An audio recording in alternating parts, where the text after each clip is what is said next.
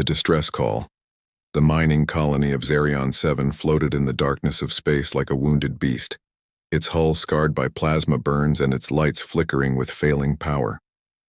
Inside the command center, Commander Yereth pressed her three-fingered hand against the console, her silver skin reflecting the emergency lights that bathed everything in red. The Zalari were not warriors. They were miners, engineers, and builders who had spent centuries perfecting the art of extracting rare minerals from asteroids and dead worlds. Violence was something they had left behind generations ago, choosing instead to trade their valuable resources for protection agreements with stronger species. But those agreements meant nothing now. The Gorvan Empire had come without warning, their massive dreadnoughts emerging from hyperspace like predators sensing wounded prey. The Gorvans were everything the Zalari were not. Where the Zalari were slight and graceful, with elongated limbs adapted for low-gravity work, the Gorvans were massive, brutish creatures standing 3 meters tall with armor-like skin and forearms ending in crushing claws. They lived for conquest, taking what they wanted from those too weak to resist. Commander Yereth watched through the viewport as another Gorvan boarding pod slammed into the outer ring of the colony. They had already taken the processing facilities and the storage bays. Half of her people were either dead or captured. The ones who were captured might have been the unlucky ones. The Gorvans were known to use prisoners as slave labor in their hellish forge worlds, where the temperature could melt most organic tissue. Engineer Korvax stumbled into the command center, his breathing labored and blue blood seeping from a gash on his forehead. The young Zalari had been trying to repair the communication array when the latest attack hit. His voice trembled as he spoke to his commander. The long-range transmitters are completely destroyed. We cannot reach the Trade Council or any of our allies. We are alone out here. The words hung in the air like a death sentence. Xerion 7 was located in the outer territories, far from the established trade routes and civilized systems. It would take weeks for anyone to notice they had gone silent, and by then there would be nothing left but empty halls and stolen dreams.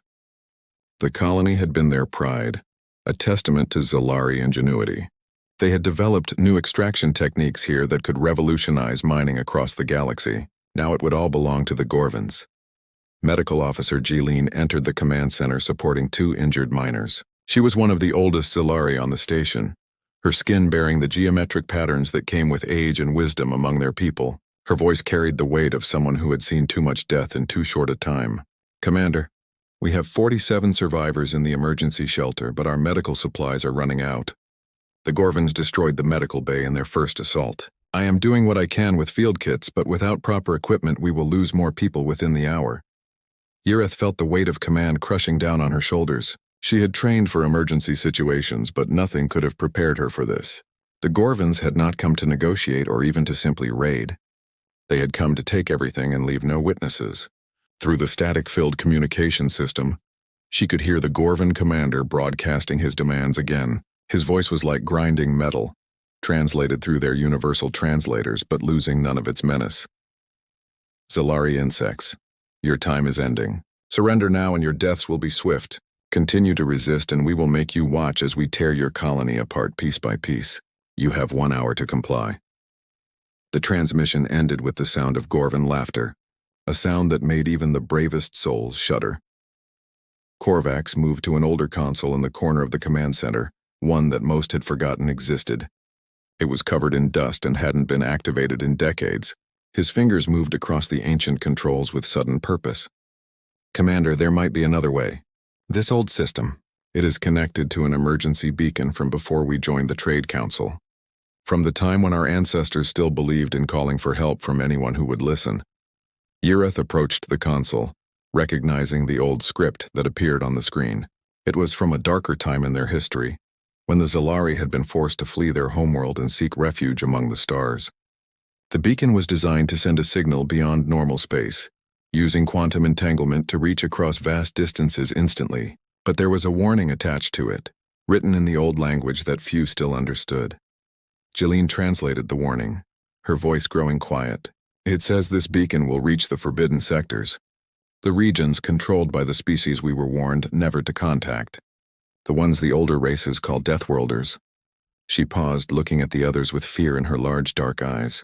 The humans, The command center fell silent except for the distant sounds of Gorvan weapons firing. Everyone knew the stories.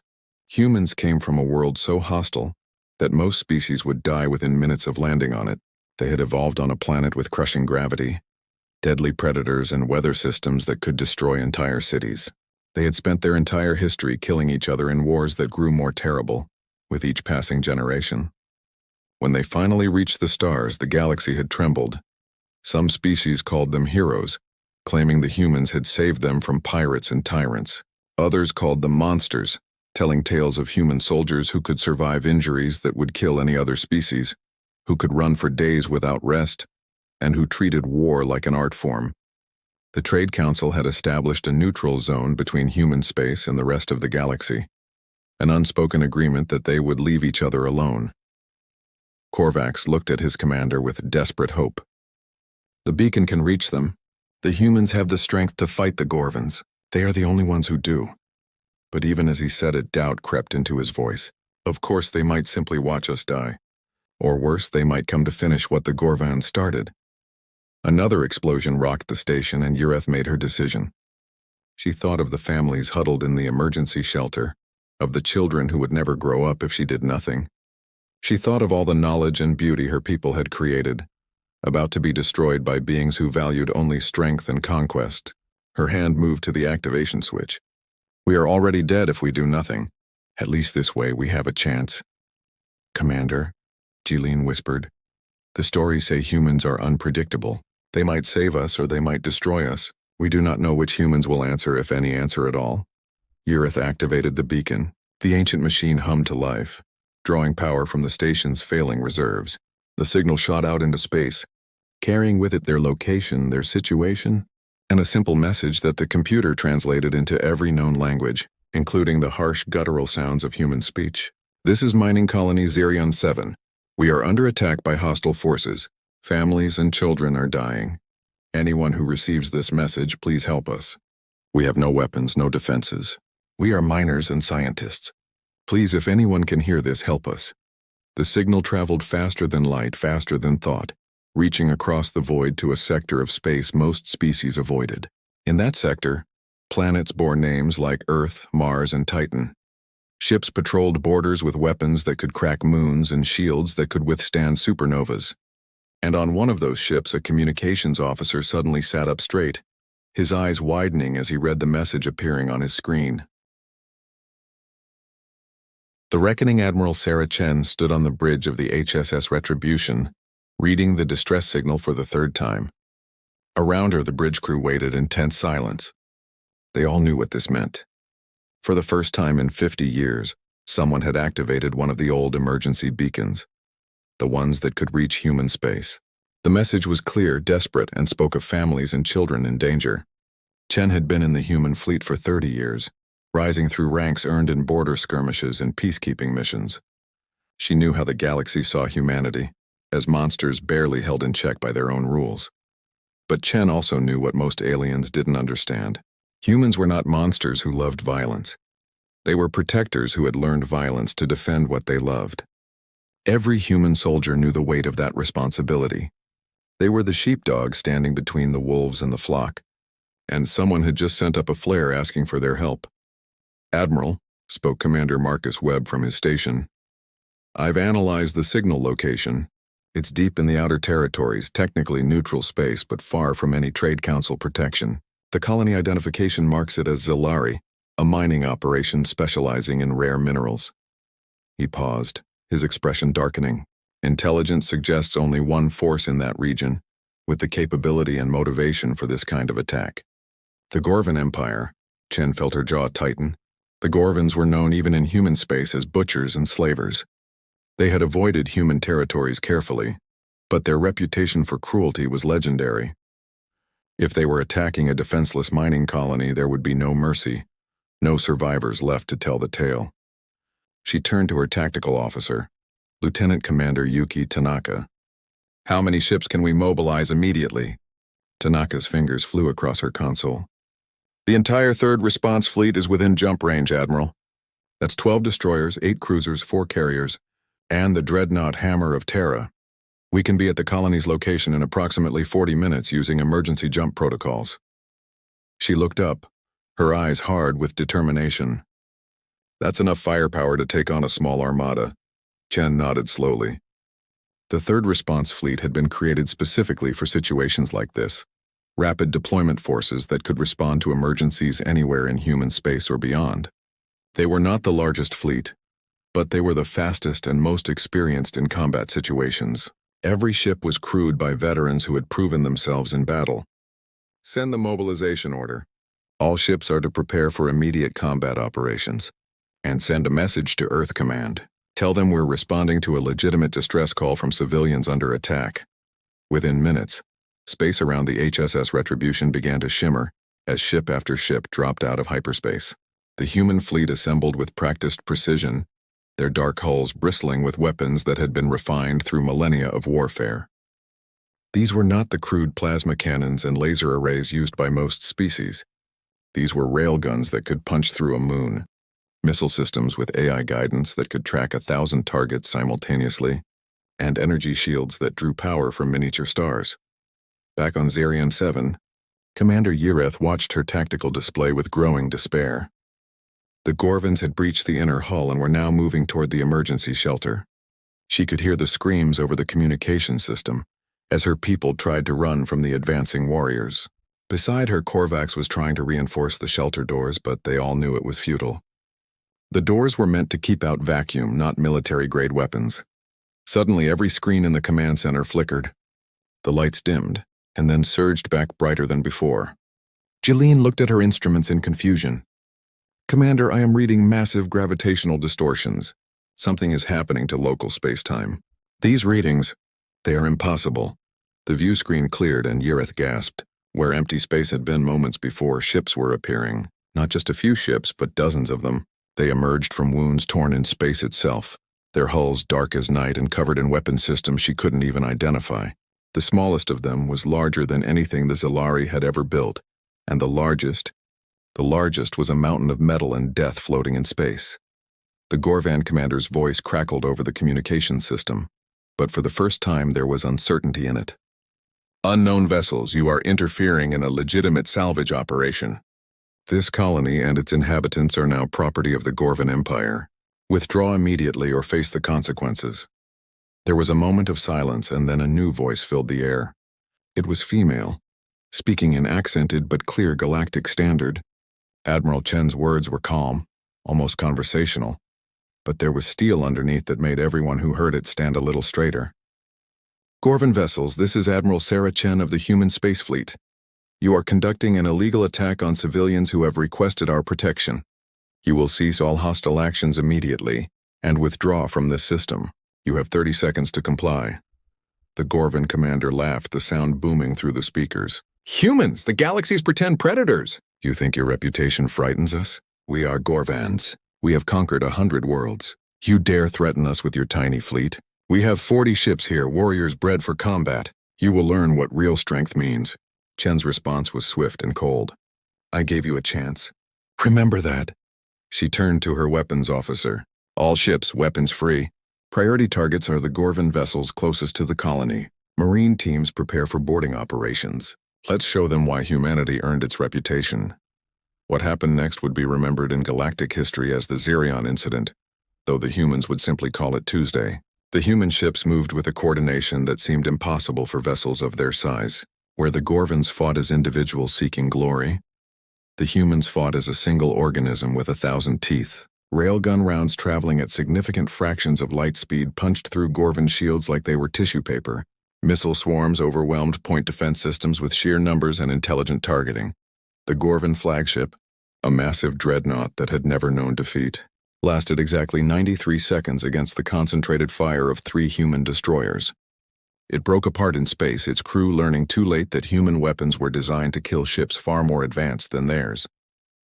The smaller Gorvan vessels tried to scatter, but the human fleet had already surrounded them, moving with a tactical precision that spoke of countless hours of training and simulation. But the humans didn't just destroy. Even as their ships carved through the Gorvan fleet, transport vessels launched from the carriers heading for the colony. These were not standard transports but military dropships carrying humanity's most elite soldiers, the colonial Marines. These men and women had trained in gravity that would crush most species, in temperatures that ranged from freezing to boiling, in conditions that would be considered torture by galactic standards. Inside Zerion 7, the Gorvans who had been terrorizing civilians suddenly found themselves facing something they had never encountered before. The humans moved through the corridors like shadows, their powered armor allowing them to match the Gorvans' strength while their tactical training gave them an overwhelming advantage.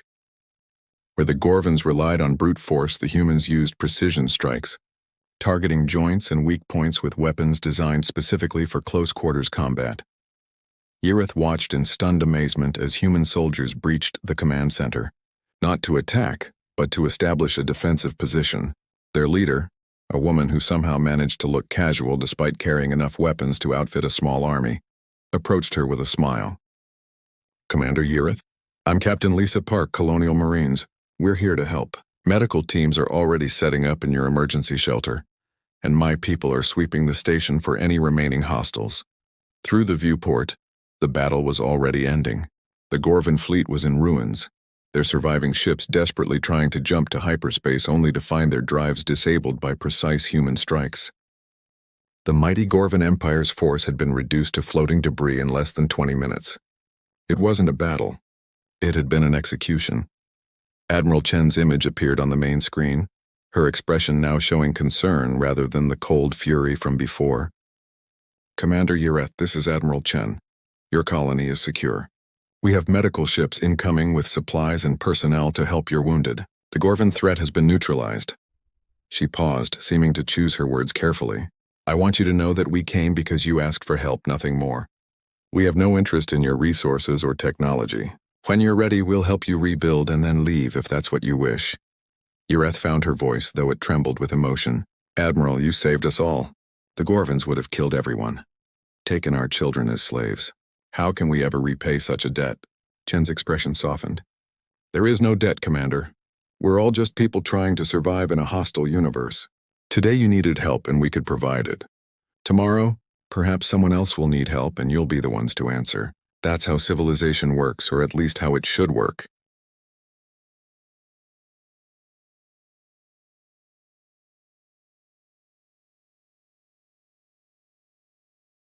As the human medical teams worked to save Zalari lives and human engineers helped repair the colony's systems, word of what had happened spread through the galaxy like wildfire.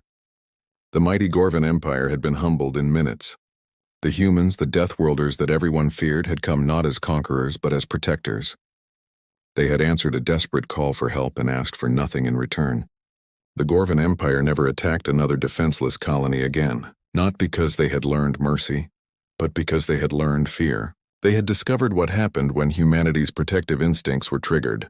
When the sheepdog showed its teeth to the wolves, other aggressive species took note, reconsidering their own plans for expansion.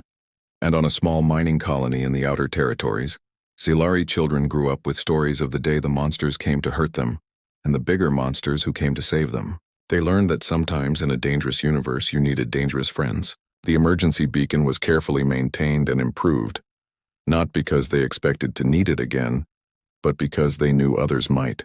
Commander Yrith would later write in her official report that the humans had saved more than just their lives that day.